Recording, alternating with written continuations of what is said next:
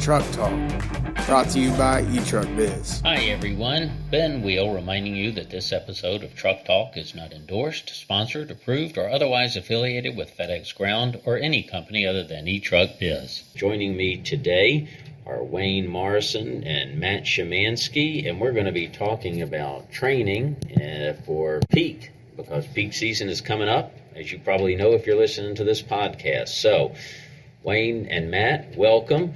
Tell our listeners a little bit about who you are, where your terminals are, how many years you've been in the business. My name's Wayne Morrison, and I've been with FedEx for about 18 years now, and our terminal is in South Bend. I'm Matt Szymanski. I'm also out of South Bend. I've been a contractor with FedEx since 2005. Excellent. So y'all are both in South Bend. All right. Tell me a little bit about the drivers you currently employ before we talk about the training. How, just so that people understand where you're coming from, how long your drivers have been with you, what kind of trucks they're driving, how many miles they're putting on them, just so they understand your business a little bit. I've got 41 drivers that have been with me from new hires to 18 years. We run small vans up to the 26-foot bulk trucks. I've got approximately 15 drivers. We usually run up to 11 routes a day. Every one of my vehicles right now is a P1000 or P1200, doing anywhere from 50 to 100 miles. My guys have been around. I've got former single van contractors that have been around since, or as long as I have, to guys that we just hired within the past few months. Okay, just in the past few months. So that's interesting. Tell me about, because you got a lot of guys who've been a long time with you, but tell me about the onboarding of your drivers and how that precipitates the training of them. What kind of expectations do you have for them? How do you communicate that to your new hires? Tell me about your onboarding, Matt. Well, we usually start out, and it's probably no different than anyone else. The first day or two is really just getting comfortable with the scanner, getting comfortable with the navigation software, just learning the basic job functions. From there, as long as people have shown enough promise and shown they're interested, we'll start working them up to a road test and try to get them into the driver's seat and just slowly work them until they can go out. And first day on their own is kind of a partial training route where we're not going to bomb you or overwhelm you, but we want to see what you can do on your own, and we just kind of slowly try to work you up to where you're doing a full route and become part of the rotation and part of the team.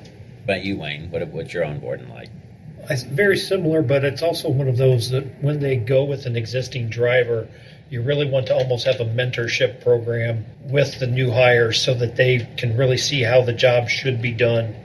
And you really want to pick those people carefully, that you want to try to send them with your best technical driver, maybe not necessarily your fastest, but the one that does everything the right way. All right, so let's expand on that a little bit more. Wayne, what are the most important parts of the driver's jobs that require the most training? Is it the scanner, inspection, safety? Safety is has to be the most important, because that can be a matter of life or death, so to speak. So you want to make safety number one. In the last couple of years, the scanners have gotten easier to use. We use iPads. That, to me, is what takes the longest, is learning how to use the system that we're doing. You know, if we can keep that up, if we can get them to do that quickly, then they're driving quickly. It really is the safety and driving correctly. Matt, what about you? Yeah, I mean, Wayne hit on it, but safety obviously has to come first and foremost. So most of my drivers, if you're training somebody, you will have a good safety record, or you are not training them.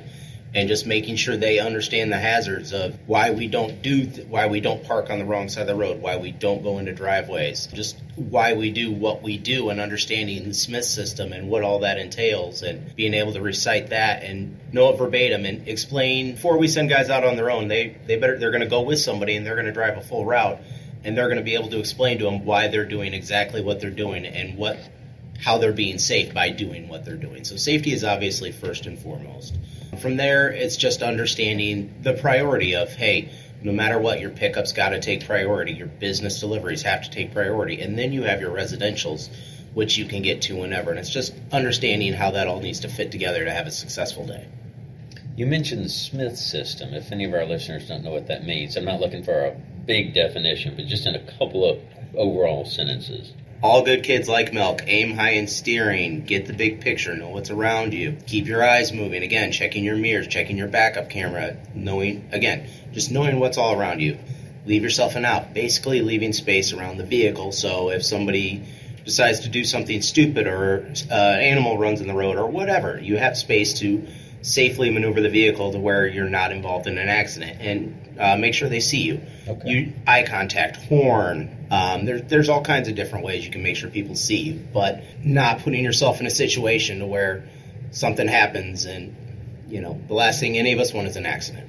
You want to basically also teach them to back the vehicle as little as possible. It seems an overwhelming majority of the accidents that we have are always backing accidents.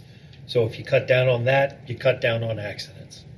With that backing too, it's always make sure your drivers know if they are going to back, it is a planned back. It is not a, oops, I drove by the house, let me just throw it into reverse real quick. It's, hey, I know I have to get here and I'm going to have to get out, so I'm going to have to figure this out. And before they put the truck in reverse, they should be able to draw you a picture of what is behind them, so there's not, oh, I didn't see that basketball hoop, I didn't know it was there, and you're hitting a fixed object, which is probably 90% of our backing accidents. So it's just knowing, again, what is around you at all times. Right. So if a driver hadn't been in a truck before, it does take a while because there's a lot of things they got to be aware of. So what are some of the factors that determine how long a driver's training will last? If somebody isn't in this business yet, what should they expect? How long should a training program last for a typical driver, and what is the determinant? I don't know if there's a typical driver. I mean, we've sent people out after 2 days because they did have an experience level, but it's also a comfort level with the vehicle you're putting them in. If they've had no experience whatsoever and you have to put them in a van, you want to ease that person in because you don't want to put them in a situation to fail. You want to make sure that they're comfortable with the scanner, they're comfortable with the iPad, they're comfortable with the vehicle, and not forcing them or making them uncomfortable. That will happen eventually, but you want to do the best you can to make it as easy on them as possible. In the old days, it used to take up to a month to train somebody because they had to really learn an area. But with today's technology, you can, like I said, you can send them out after 2 days, and they'll have a pretty good chance of success. Okay, so we've talked about onboarding and how that happens, and you probably need to do ongoing training. I'm thinking that you guys do ongoing training as well. Obviously, you said safety is critically important. Are there other areas that you continue to update that you do ongoing training about? Some of the stuff we've had to update is obviously with COVID-19. You really want to make sure that you kind of work with them as much as possible on dealing with the customers. That there are some people who are very anxious about everything, that, if a customer wants you to wear a mask, you're wearing a mask, and you want to be respectful for their views and do what makes them comfortable as well. So really working with the customer as much as possible to keep everybody as happy as you can. And the customers being businesses, if they have certain rules? Absolutely. Every business is different. Sometimes if you have hospitals, doctors' offices, anything like that, you yourself want to be careful. But you want to make sure that you try to get an idea of what they're looking for from you as far as their safety procedures as well. What about your guys, Matt? Do you do ongoing safety? We'll do a lot of observation rides and follow up afterwards, where it'll be usually the observation ride is done by one of the BCs, and then myself, the BC, and the driver will sit down and kind of go over things. Again, first and foremost on those, we focus on safety. After that, it's customer service, and efficiency is in there as well. And just what are you doing right and praise, and then what do you need some work on, and kind of try to teach, coach, and direct, and see if we can help make them a more efficient, safer driver. And how does somebody become more efficient? Maybe some people think it's common sense, but look at for efficiency. With a lot of guys, it can be a lot of little things. Organization in the back of the truck is a big one. Some guys just sliding packages up to keep that selection area in order, so you're not going to the back of the truck for your last 20 to 30 stops, just having those, constantly keeping your truck organized in order. All kinds of little things, from scanning boxes in the back of the truck versus if you're grabbing an envelope, you can scan it while you're walking up to the door and checking and verifying addresses while you're doing that as well. There's all types of little things that drivers do that, if you streamline, you can always look to save seconds per stop, which in the grand scheme of things, they add into minutes, they add into hours over the course of days and weeks. Yes, it does. Yes, it does. A lot of engineering going on there. So, Wayne, you mentioned that technology training has changed, and you've been in this business for a while. Are there other areas of training that have changed in your tenure in this business? You could argue some of the vehicles, because now we have a much wider choice of what we can drive. So sometimes the training for a bulk truck obviously is not the same training for a van. Some of the stuff is similar, but it's a smaller vehicle, and you tend to almost want to drive it as you would maybe drive your car, but you have to remember you're in a commercial vehicle, and you don't want to start whipping in and out of traffic or something like that. You have to still be cognizant that you're driving a billboard with a company's name on it. You need to be driving the right way. Sometimes most of the different training has been the technology part, but like I said, the vehicles have changed a lot. Yeah, that's interesting. I've never heard it put that way. You're driving a company's billboard around. It's true. It's true. That's a big factor. So we said at the beginning of our conversation that we're going to talk about peak. We've talked about changes in training. Keeping those things in mind, what are you and your teams doing to prepare training-wise for this year's peak? Because we're hearing that contractors are going to be needing more peak drivers than in past years. We've tried to hire as early as possible. We've been very busy. Stops have been there, so you can bring on people earlier, get them going, get them trained, because that driver will be more valuable to you with this. Even just a couple extra weeks of experience, they're going to be a better driver for you. And if you wait too long, your selection of drivers may not be what you want it to be. That's the biggest thing. It boils down to recruiting, and you got to find butts for seats right now. You got to find drivers, and you want to be selective, so you're not grabbing the first person with a pulse. You want to, make sure you find the best quality candidates you can, and that takes time sometimes, and you have to invest time into them to help make them the best drivers they can be. So that's the biggest push right now, is finding drivers. So get that ready, work on trucks, find whatever you can, because it's going to be hard this year. So yeah, it's just finding trucks and finding drivers. Get trained to get all the equipment, iPads, scanners, everything else you need. All right. Do you have any season-specific training, because also people are in some parts of the country are going to be dealing with snow or other exceptional conditions? How does that factor in? Is that going to be a factor during peak, do you think, or not really? I don't know that we necessarily train differently for the winter. You definitely go over stuff. If you've had somebody move up from Florida to Indiana, I would be sending somebody with them the first several days to let them get acclimated to the snow, because it is a different driving technique. But I'm sure that's other places. I heard today that somebody said that they live by a national forest, so leaves are a huge problem, and that they're just as slippery. So every area has their own problems. It just depends on how experienced the workforce is, and hopefully, if a younger person, yes, spend time, because the experience probably isn't there.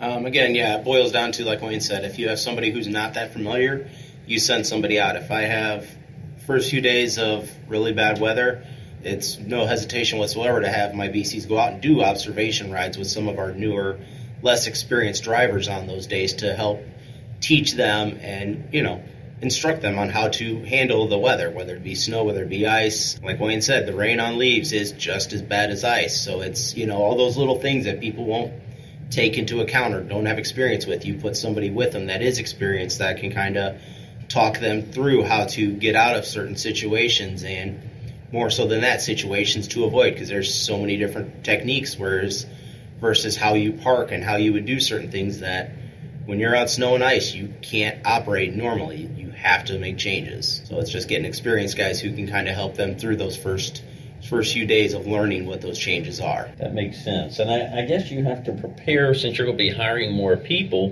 do you prepare your current guys for training? Just, do you incentivize them? How are you going to make sure, like we talked about, if you can get the equipment and you've got people and everybody's vying for people and you're going to have more people, adjust that? Pretty much try to send them out whenever possible with either your BCs, your lead drivers, or just drivers that have been there for 18 years and are good drivers. You can send them out. A lot of times, yes, the drivers do get a little bit extra pay to help with training. But some of our employees, that is part of their job, is to do the training. That's why bringing them on 2 to 3 at a time during a week can somewhat be easier and better than rather than trying to bring on 10 to 12 drivers all in 1 week, because you just don't have the people to do the training properly at that point. So it is a consideration. Yeah. I know you guys are busy. You got a lot going on. We won't keep you forever. So if we have some new people in this business who are listening, what advice would you have for other BCs and our owners who are looking for training advice, might be new to the business? Are there other resources that they can find? Obviously, one of the main resources you can use is eTruckBiz. There's a lot of great information out there, and I highly recommend it to anybody. Take a look at the website, see what's out there. But I think for everything that you can get out of it, it's money well spent with them. And the other thing is just to talk to other contractors and to see what they're doing. Yeah, I mean, that's the biggest thing. Talk to and get used to dealing with the other contractors in your building. They are assets, provided they're doing things the right way. Not all of them will be. There are plenty of people who are doing things the wrong way, and you'll probably be able to tell pretty quick who's who. But don't hesitate to go up and ask, because most of us would rather see each other be successful than see you fail. So yeah, don't hesitate to reach out to any and everybody in that building, whether contractors, BCs, things of that nature, because a lot of us do have a wealth of experience, and we're not hesitant to share it. Thank you, guys. So before we wrap up, I just got one more question for you. Tell me a little bit about your future training plans. Any changes on the horizons? For us, I think it's just getting everything a little more organized. We have a kind of an informal process how we do it, but I'd like to get it a little more organized, a little more detail-oriented, to where there is type of a thing where it's, okay, this guy is proficient at A, now we move on to B. He's proficient at B, now we move on to C. And just getting that checklist, getting that all organized and optimized, so we could say, hey, by this point, this guy should be here. By day 4, we expect him to be able to do this, this, and this. And just kind of getting that checklist and getting a little more organized and trying to make sure we're staying on task and on schedule to where we can get guys through trained and driving in a timely manner. Up in your game. Wayne, what about you? Same thing, just get it more regimented, more consistency, just realizing that training is something that you should be doing every day. Whether it's a new employee or some of the old employees, everybody can always get better. Words well said. Well, thank you, guys. Like I said, I know you guys are busy out there recruiting, training, doing all the things that FedEx ground contractors do. So thank you very much. And please join us next time for more eTruck Talks. Thank you, guys. Thank you. Yep, thanks, Ben.